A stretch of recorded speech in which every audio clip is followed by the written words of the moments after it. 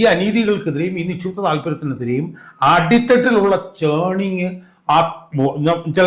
നിയന്ത്രണം കിട്ടാത്ത നിലയിലേക്ക് മുന്നോട്ട് പോകുമ്പോഴാണ് ആ വിഷയം എടുത്ത് മുന്നോട്ട് കൊണ്ടുപോകാൻ തയ്യാറായിട്ട് നേതാക്കന്മാർ വരുന്നത്. ഇപ്പൊ ടി കെ ഗോവിന്ദന്റെ കാര്യം തന്നെ നമ്മൾ എടുത്തു നോക്കൂ. പാർട്ടിയുടെ ഏറ്റവും വലിയ ചുവപ്പുകോട്ടയാണ് മലപ്പട്ടം. ഞാൻ പറഞ്ഞു 3 or 4 തെരഞ്ഞെടുപ്പിലെങ്കിലും എൻ്റെ ഓർമ്മ ശരിയാണെങ്കിൽ മലപ്പട്ടം പഞ്ചായത്തിൽ പ്രതിപക്ഷം ഇല്ല. അവിടുന്നുള്ള ഒരു നേതാവ്. ഇന്നലെ ഉമേഷ് ബാബു ഏഷ്യാനെറ്റ് ചർച്ച പറഞ്ഞാൽ ഒരു അന്ധവിശ്വാസിയായിട്ടുള്ള ഒരു പാർട്ടി നേതാവായിട്ടാണ് എനിക്ക് ടി കെ ഗോവിന്ദനെ കണ്ടിട്ടുള്ളത് ഞാൻ. കാരണം എന്നെ കാണുമ്പോഴത്തേക്കും മുഖം തിരിച്ച് നടന്നു പോകുന്ന ആളായിരുന്നു ടി കെ ഗോവിന്ദൻ.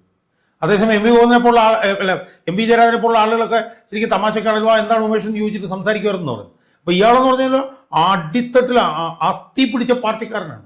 അതുകൊണ്ടാണ് പാർട്ടിക്കെതിരായിട്ട് സംസാരിക്കുന്ന ഉമേഷ് ബാബുവിനെ കണ്ടു കഴിഞ്ഞാൽ ചിരിക്കുക പോലും ചെയ്യാത്ത ഒരാൾ.